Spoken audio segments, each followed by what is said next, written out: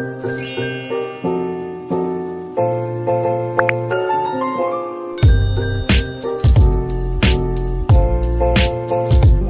my name is Vina Arviani. I'm from the second grade A. Here I will tell you three short stories. The first is a story about Princess Belle. The second is a story about Princess Mulan.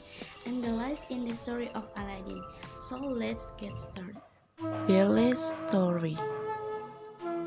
Once upon a time, a country turned a handsome prince into a tribal beast, but when she discovered his selfishness, in a village nearby, Belle lived with her father. His name is Maureen. Gaston wanted to marry Belle, but she refused. Belle told that he was a bastard boy, and Gaston didn't understand why she was always reading books.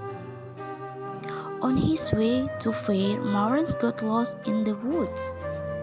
A pack of wolves chased him to the gates of a nearby castle, not sure what he would find inside. Maureen could have never imagined the hideous beasts the country rebel him. Thinking Maureen had come to strike at him, the beast was furious. Without mercy, he looked at this unwanted visitor in the dragon. When his father's horse came home alone, Belle went in search of her father and found him locked up. Belle begged the beast for Maureen's freedom. The beast agreed, making her promise to stay in the castle forever. One evening, the beast again invited Belle to dinner. This time, she escaped. After dinner, the beast asked Belle to dance. As they were led around the ballroom, the beast realized he was in love with Belle. Because of his love, the beast let Belle return home to see her father. When Gaston heard her speak fondly of the beast, he grew jealous and stormed the castle. Gaston stabled the beast, and the walls abruptly knocked off the roof. Belle pulled the beast to safety. As she spoke, the last prospector fell. Then the shower of sparking filled the air. The beast began to transform into a handsome prince. The ancient objects were filled with joy as they too turned back into human and watched their prince and Belle fall in love anew. After a few days, they got married and lived happily ever after in the castle. Mulan. Thousands of years ago in ancient China, there lived a beautiful young woman named Mulan. She lived with her parents and her dog named Little Brother. Mulan's father had once been a great warrior, but this leg had been injured in the battle. As an only child, Mulan felt responsible for upholding the family honor. One day, a man arrived with tribal news from the emperor. The whole Chinese enemy had invaded. The emperor had ordered that one man from every family must join the imperial army. Mulan's aged father had to fight again. Mulan knew her father was too old to fight. Later at night, she made a big dish. After saying a prayer to the ancestor, she used a sword to cut her hair short. Then she put on her father's burial clothes. As she parents sleep, Mulan, now dressed as a young man, jumped into her gun. Then she raced off to join the imperial army in her father's place. Somehow, she will find a way to bring honor to her family. Mulan was not alone on her journey. A dragon named Mushu, sent from the ancestor to be her guardian, and a cricket named Kriki were always at her side. Working together, They wore a fake leather ordering Saul and his soldiers to go after 10 hounds. Mulan lowered her gun, ran to her side, switched into his back, and just as the snow was about to bury Saul, Mulan pulled him to safety. During the battle, Mulan had been injured while caring for her wound. A medic reported that Pig was a woman. Sang had noticed but to leave Mulan behind. Mulan grabbed San Yu as word and pinned his jaw on the roof. He called He when moist and Krieger soon eroded his way. The force of the explosion sent Yu and Krieger flying through the air. Mulan and Sang fell together to the ground. A firework began to fill the sky. The people were celebrating. The Hun had been banished and the imperial city was saved. The emperor was very grateful to Mulan. The emperor bowed to Mulan. Everyone in the place bowed to Mulan too. The emperor asked her to stay on as head as officer, but Mulan knew it was time to restore to her family. At home, Mulan presented her father with a sword gift to her by the emperor. The great gift and honor is having you for a daughter. I have missed you so much, said her father. Excuse me, said a voice behind them. Does Mulan live here? Sang Ho brought Mulan her helmet and she invited him to stay for dinner. Aladdin. Once upon a time, a boy named Aladdin lived far away in the East. He lived with his mother and supported by selling fruit in the market. One day, the police magician came to the market looking him. The magician led him deep into the desert.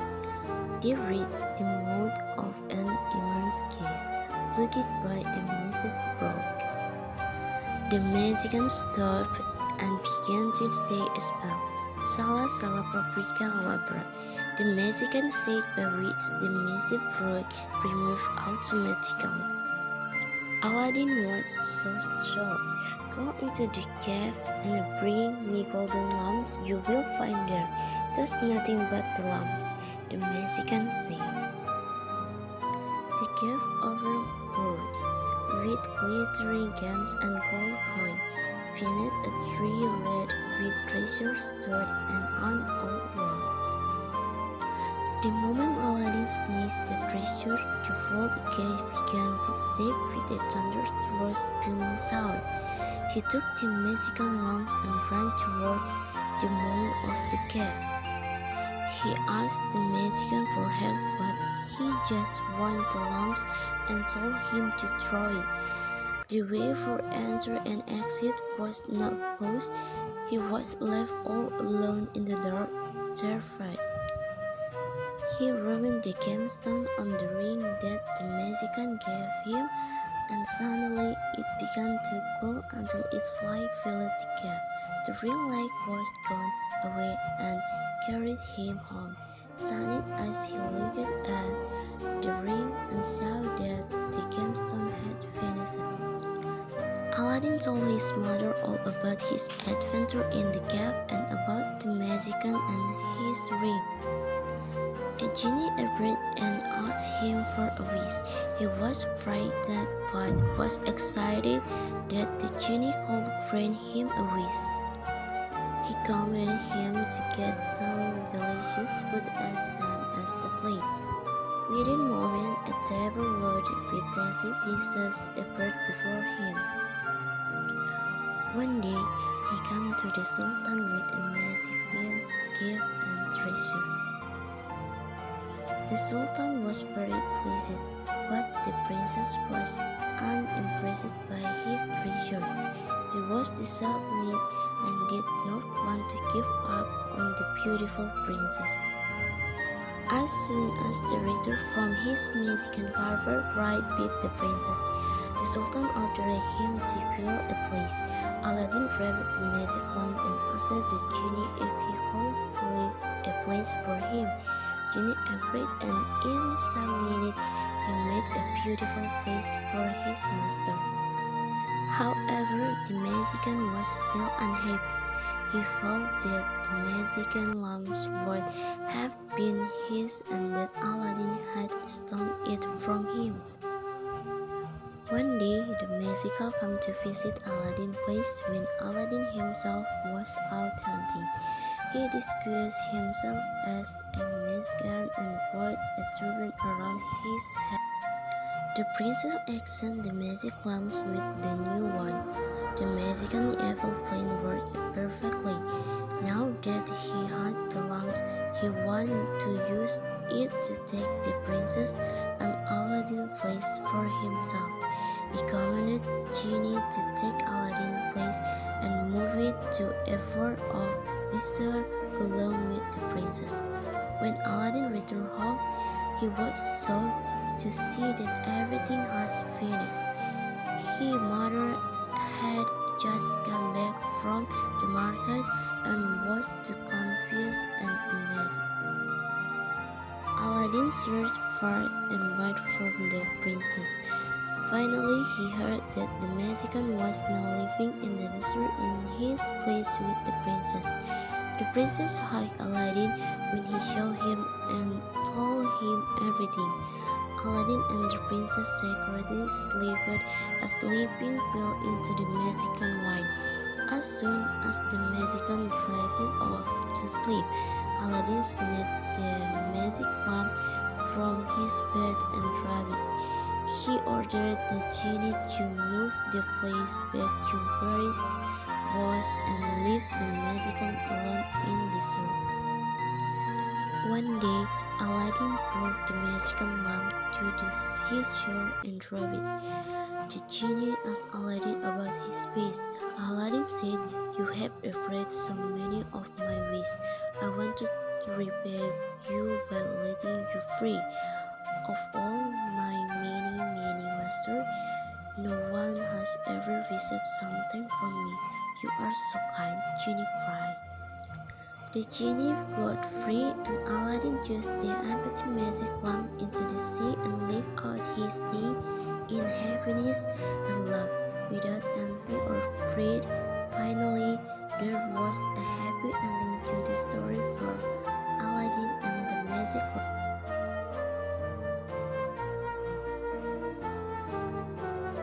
Here I will give the reason why I chose a three short story about Disney. That's because I like Disney. It's interesting. I think most interesting is the story, and then there are many characters in one story.